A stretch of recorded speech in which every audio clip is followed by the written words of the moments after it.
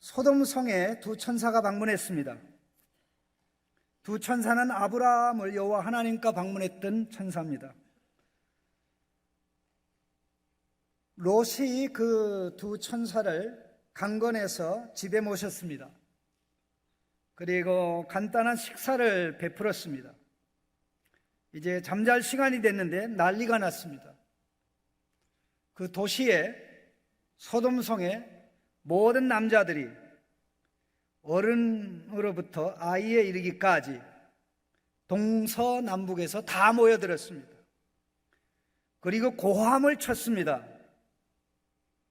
너희 집에 들어온 두 사람을 끌어내라.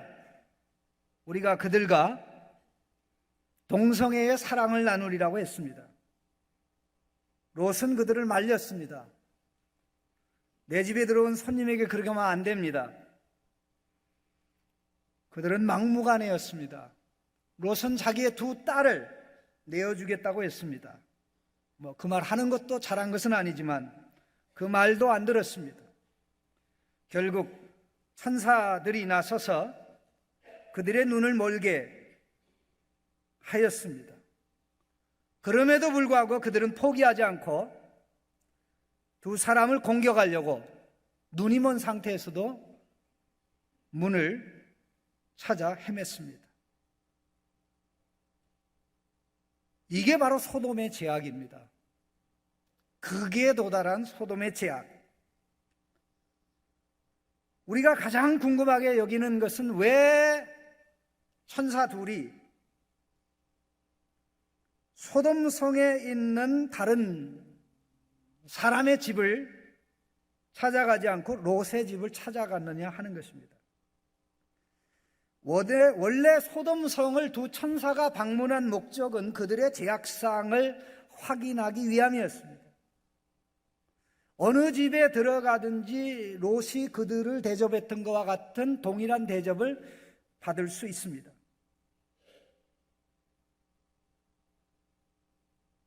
그런데 왜 천사가 다른 사람의 집이 아닌 롯의 집에 들어갔습니다? 롯의 집이 아닌 다른 사람의 집에 들어갔어도 소돔 사람들은 오늘 본문에 나온 것처럼 다 떼거리로 몰려와서 롯에게 행하였던 것을 행했을 것입니다. 그런데 왜 다른 사람이 아닌 롯의 집에 왔을까요? 죄악을 확인하기 위해서 하늘에서 들은 소돔의 죄악이 과연 심판받기에 마땅한 죄악인지 확인하러 왔는데 왜 굳이 롯의 가정을 택했습니까? 바로 그것은 하나님께서 아브라함을 생각하사 롯을 구원하고자 하기 때문이었습니다. 만일 두 천사가 롯의 가정에 오지 않았다면 롯은 소돔 고모라가 멸망할 때 멸망했을 것입니다. 그런 소동이 일어나고 놀라운 난리가 일어나고 이제 마침내 천사가 말합니다. 서둘러라, 성을 떠나라, 여호와 하나님께서 이 성을 멸망하실 것이다 라고 말씀하면서 롯에게 재촉했습니다. 15절에 동틀때에 천사가 롯을 재촉하여 이르되 일어나라, 여기 있는 내 아내와 두 딸을 끌어내라, 이 성의 죄악 중에 함께 멸망할까 하노라. 롯은 어떤 사람입니까? 아브라함이 하나님께 기도할 때 하나님께서 악인을 멸하실 때 의인도 멸망시키는 것이 합당하지 않습니다 라는 의인에 해당되는 자였습니다. 베드로후서 2장 7절 8절은 롯에 대해서 말씀하기를 무법한 자들의 음란한 행실로 말미암아 고난당하는 의로운 롯을 건지셨으니 이는 이 의인이 그들 중에 과하여 날마다 저 불법한 행실을 보고 들었으므로 그의 의로운 심령이 상함이라. 롯을 가르쳐서 의인이라고 하고 있습니다. 턱걸이 의인이라고 할 수 있을지 모르겠습니다. 그는 하나님도 좋고 세상도 좋았습니다.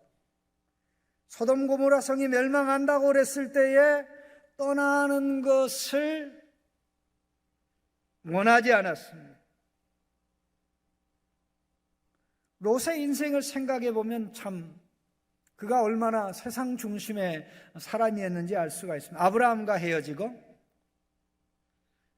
요단뜰을 택해서 한 발짝 한 발짝 한 발짝 소돔을 향해 가까이 가서 결국 소돔에서 살다가 소돔에 전쟁이 일어났습니다. 그 전쟁의 결과 소돔과 소돔의 재물들이 그돌라오멜의 연합군에게 인질이 되고 재물이 빼앗겼습니다. 아브라함이 개입해서 그는 결국 회복되었습니다. 그런데도 그는 소돔을 떠나지 않고 소돔을 삶의 기반으로 살았습니다. 그 결과 소돔에서 롯은 마침내 성공했습니다. 출세를 했습니다. 부도 거머졌습니다. 롯이 소돔에서 특별히 성문에 앉아 있었다는 것은 그가 소돔에서 지위와 사회적 신분을 가진 자가 되었다는 것을 의미합니다. 성문이라는 것은 옛날의 고대 성이라는 것은 모든 삶의 중심입니다. 거기에는 시장도 있고 법원도 있고 학교도 있고 모든 게 다 있습니다. 그러니 그가 성문에 앉아 있었다는 것은 성에서 그래도 고위직은 아니지만 그래도 신분을 얻은 자였다는 것이죠. 그렇게 성공해서 이제 모든 것을 가질만 하게 됐는데 하나님께서 이 성을 멸망시킨다 얘기할 때 그는 떠날 마음이 없었던 것입니다. 지체를 했습니다. 지체한 이유는 너무 아까운 것이었습니다. 16절에 그러나 롯이 지체함에 그 사람들이 롯의 손과 그 아내의 손과 두 딸의 손을 잡아 인도하여 성 밖에 두더니 잡아 끌어낸 것입니다. 만일 천사가 그를 찾아가지 않았고 천사가 그를 끌어내지 않았더라면 그는 소돔 고모라가 멸망할 때 망했을 것입니다. 이 일에 대하여 29절 말씀에 설명하기를 롯이 거주하는 성을 엎으실 때에 하나님이 아브라함을 생각하사 롯을 그 엎으시는 중에서 내보내셨더라. 아브라함의 기도가 있었기에 아브라함의 간청이 있었기에 아브라함을 하나님이 생각해서 그가 믿음의 함량이 모자라고 부족하고 세상도 사랑하고 하나님도 사랑하고 하나님 나라도 추구하고 세상도 추구했지만 세상 쪽으로 더 기울어진 이 롯을 하나님이 구한 것은 아브라함 때문이었습니다. 우리는 추수감사절 200여 명을 초청 대상자로 놓고 기도하고 있습니다. 정말 우리가 집요하게 한 영혼을 인도하고 한 영혼에게 전도하고 관심을 가져서 마침내 그 영혼이 소돔 고모라 성이 멸망하는 것보다 더 무서운 마지막 날의 심판을 면하게 되고 하나님의 나라에 들어가게 된다면 그 사람이 얼마나 우리를 보고 감격하겠습니까? 당신 때문에, 엄마의 사랑 때문에, 아빠의 사랑 때문에, 부모의 사랑 때문에, 이웃의 집요한 전도 때문에 내가 소돔 고모라보다 더 엄한 심판을 피하고 영광의 구원을 얻게 됐다고. 한 영혼을 위한 기도는 헛되지 않습니다. 한 영혼을 위한 눈물은 헛되지 않습니다. 한 영혼을 위한 몸부림, 한 영혼을 살리고자 하는 이 마음은 하나님께서 가장 귀하게 여기는 것입니다. 롯에게 아브라함이 없었더라면 롯의 인생은 그저 세상에서 성공하는 것으로 끝났을 것입니다.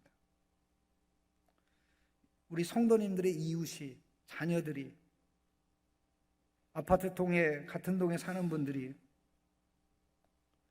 우리 성도님들 때문에 구원의 복을 받는 역사가 있기를 주님의 이름으로 축원합니다. 난리가 일어났다고 조금 전에 말씀드렸습니다. 소돔성에 모든 남자들이 몰려왔다고 말씀드렸습니다. 몰려온 목적은 손님을 롯이 대접할 때 너무나 부족하게 대접하니까 대접을 융성하게 하기 위한 것이었으면 얼마나 좋습니까? 그런데 그것이 아니었습니다. 4절 말씀에 그들이 눕기 전에 그 성 사람 곧 소돔 백성들이 노소를 막론하고 원근에서 다 모여 그 집에 에워싸고, 이 말씀은 소돔 성 안에 있는 모든 남자들, 젊은이로부터 어른까지 동쪽 서쪽 남쪽 북쪽에서 모두 다 몰려와서 롯의 집을 둘러싸고 내놓으라, 내놓으라, 내놓으라, 오늘 너 집에 온 손님을 내놓으라, 우리가 그들과 동성의 사랑을 나누리라고 요구했던 것입니다. 얼마나 기가 막힙니까? 여기 5절에 나오는 우리가 그들을 상간하리라 하는 이 상간하다는 단어하고 바로 8절에 나오는 내게 남자를 가까이 하지 아니한 두 딸이 있노라 해서 가까이 하다, 가까이 하다라는 단어는 히브리어 성경은 동일하게 알다라는 단어입니다. 성경은 알다라는 단어, 부부가 사랑을 나누는 것을 알다라는 단어를 씁니다. 하나님께서 허락하신 합법적인, 하나님께서 허락하신 거룩한 사랑. 그런데 천사 손님을 끌어내라고 얘기하고, 롯은 천사로 보았고 그들은 단지 사람으로 보았는데, 끌어내면 우리가 그들과 동성애의 사랑을 나누겠다고 이야기를 요구를 하였던 것입니다. 얼마나 기가 막힌 일입니까? 소돔성의 법이 어떤 법입니까? 소돔성은 동성애를 합법적인 것으로 인정했습니다.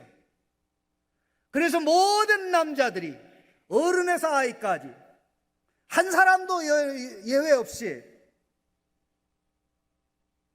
그 소돔성에 사는 롯 한 사람만 제외하고 동성애가 좋은 것이라고, 합법적인 것이라고, 옳은 것이라고, 그 동성애를 실현하기 위해서 폭력을 행해도 괜찮다고 생각했던 것입니다. 성경에는 이 동성애를,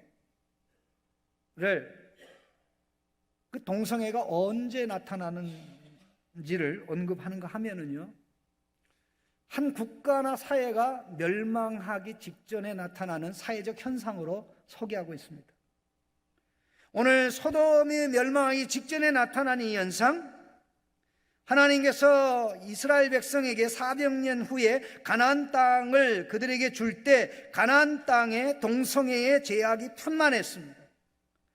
룻기 18장 22절에 너는 여자와 동침한 같이 남자와 동침하지 말라, 이는 가증한 일이라고 하였습니다. 그 제약 때문에 하나님께서 가나안 땅의 주민들을 가나안 땅에서 쫓아낸다고 하였고, 그 땅을 이스라엘 백성에게 주면서 너희들도 그들처럼 동성애 사랑에 빠지면 내가 너희들을 가나안 땅에서 쫓아낼 거야 라고 말씀했습니다. 그런데 이스라엘 백성이 가나안 땅에 들어와서 산지 얼마 안 돼서 베냐민 지파의 불량배들이 어느 한 기브아가 되겠습니다. 기브아 지역에 어느 나이 많은 어른의 집에 손님이 들어왔는데 그 손님하고 동성애 사랑을 나누고 그 손님을 요구했습니다. 창세기 19장에 동성애 언급이 나오듯이 사사기 19장에도 동성애 언급이 나오는데 19장 22절에 그들이 마음을 즐겁게 할 때 그 성읍의 불량배들이 그 집을 에워싸고 문을 두들기며 집 주인 노인에게 말하여 이르되 네 집에 들어온 사람을 끌어내라, 우리가 그와 관계하리라. 오늘 19장 5절에 나오는 내용하고 똑같은 내용입니다. 사회, 공동체, 이거는 신약 시대도 마찬가지입니다.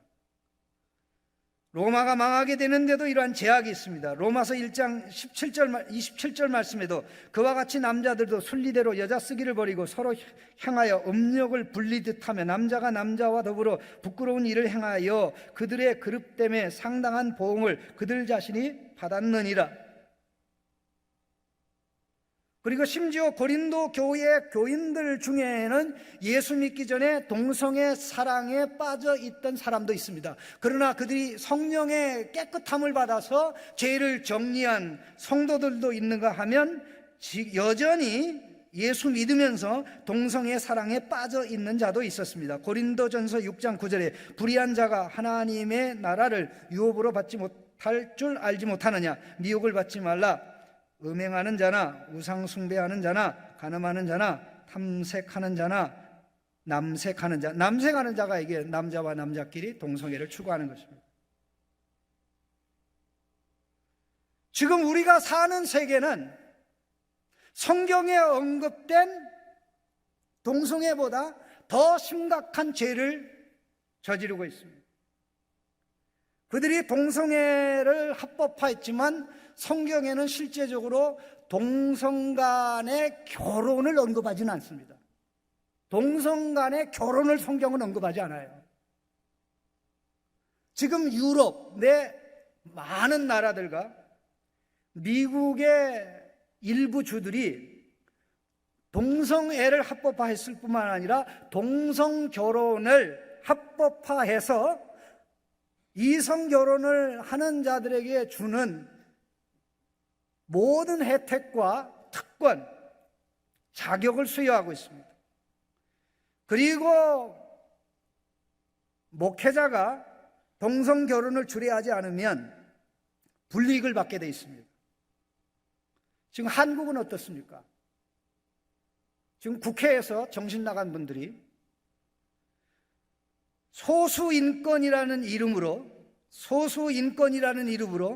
저들에게 동성애를 허락하지 않는 것은 인간 차별이기 때문에, 역차별이기 때문에 동성애를 허락해야 된다고 움직이고 있고, 심지어는 분별력이 없는 예수 믿는 국회의원이 거기에 서명까지 하고 있는 그런 상황입니다. 그게 허락이 되면 이제 동성 결혼으로 나가게 되는 일이 발생할 것입니다. 멸망이 눈앞에 다가올 수도 있습니다. 다행히도 창신교회가 속한 합동교단은 최근에 헌법을 개정했습니다. 최근에 헌법을 개정해서 동성 결혼을 하는 자가 교회에 와서 목사에게 주례를 해달라고 하면 그것을 거부할 수 있는 조항을 헌법에 집어넣습니다. 저는 이걸 많이 걱정했는데 감옥 갈까 봐 제가 그것 때문에 감옥은 안 가게 됐어요.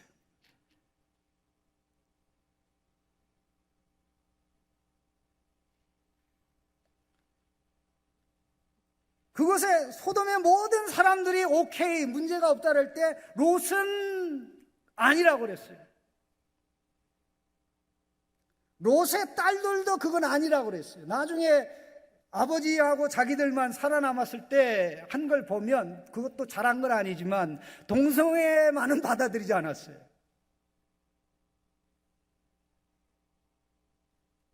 사랑하는 성도 여러분, 여기까지 죄가 가면 죄를 멈추게 하는 브레이크가 없는 차와 같이 됩니다.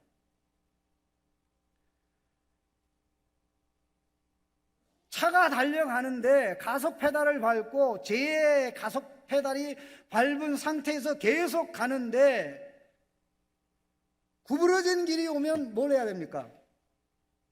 브레이크를 밟아야 됩니다. 죄가 위험천만한 상황으로 치닫게 될 때는 회개의 브레이크를 밟아야 됩니다. 회개의 브레이크를 밟아야 됩니다. 그런데 이게 극단으로 치우치면 죄에는 회개라는 브레이크 제동장치가 사라지게 됩니다. 오늘 본문 말씀해 보시죠.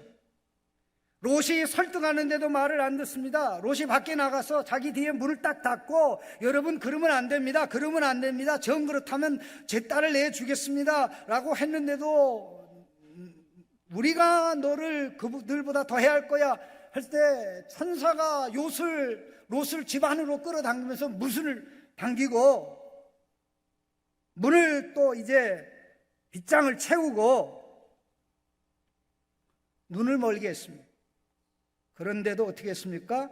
문을 찾아 헤맸습니다. 무슨 문을 찾은 겁니까? 롯의 집에 대문을 찾아 공격하려고 헤맸던 것이죠. 죄는 눈을 멀게 합니다.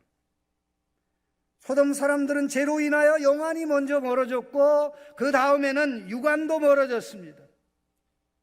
영안이 영적인 눈이 멀어졌으니 그들 앞에 보이는 것은 욕망밖에 없고, 곧 앞에 다가오고 있는 임박한 멸망의 심판을 볼 수가 없었습니다.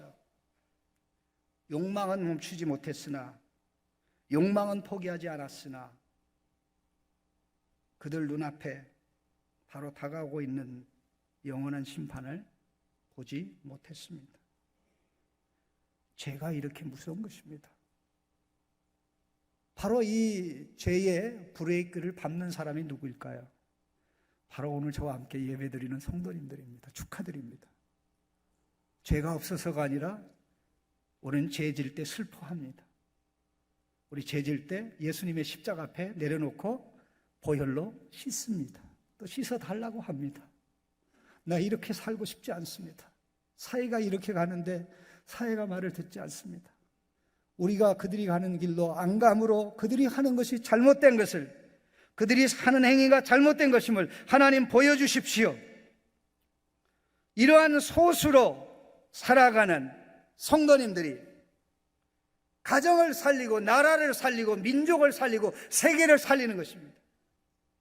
소돔에 악인이 많아서 소돔이 망한 것이 아니고, 소돔에 이러한 죄악을 막고 하나님 앞에 구별된 롯과 같이 중간에 걸쳐서 산 사람이 하나가 있었는데 10명이 있었더라면 이런 일은 당하지 않았을 것입니다. 사랑하는 성도 여러분, 나의 작은 경건이 절대 작은 것이 아닙니다. 나의 눈물의 회개가 절대 작은 것이 아닙니다. 바로 나의 작은 회개와 눈물, 작은 경건을 통해서 사회를 정결케 하고 가정을 정결케 하고 민족을 정결케 하시기를 하나님이 기뻐하기에, 거룩함을 찾을 수 있는 유일한 곳은 교회여야 되고, 눈물이 있는 것은 교회여야 되고, 하나님 말씀 앞에 거룩한 떨림으로 하나님의 사랑에 감싸여서 흐느낄 수 있는 유일한 것은 교회이어야 하는 것입니다. 그런 성도가 있는 나라, 그런 성도가 있는 가정, 미래가 있고 소망이 있고, 바로 그들 때문에 멸망받을 사람들이 구원받는 역사가 일어나는 것입니다. 우리 창신교회가 그런 교회가 돼 민족을 구하고 열방을 구하는 이런 은혜가 넘치기를 주님의 이름으로 축원합니다. 하나님 감사합니다. 소돔 고모라의 멸망을 보면서 우리가 서야 될 자리가 어디인지, 우리가 해야 될 일이 무엇인지, 우리가 하나님 앞에 가져야 될 모습이 무엇인지 깨닫고 그대로 살게 역사해 주시옵소서. 예수님의 십자가 붙들고 살아가게 하여 주옵소서. 죄를 내려놓기 위해서도 예수님의 십자가를 붙들고, 거룩을 붙잡기 위해서도 예수님의 십자가를 붙들고 나아가게 하여 주시옵소서. 세상의 더러운 것 끌어들이지 않도록 역사해 주시옵소서. 세상의 죄악을 눈감지 않도록 역사해 주시옵소서. 예수님의 이름으로 기도하옵나이다.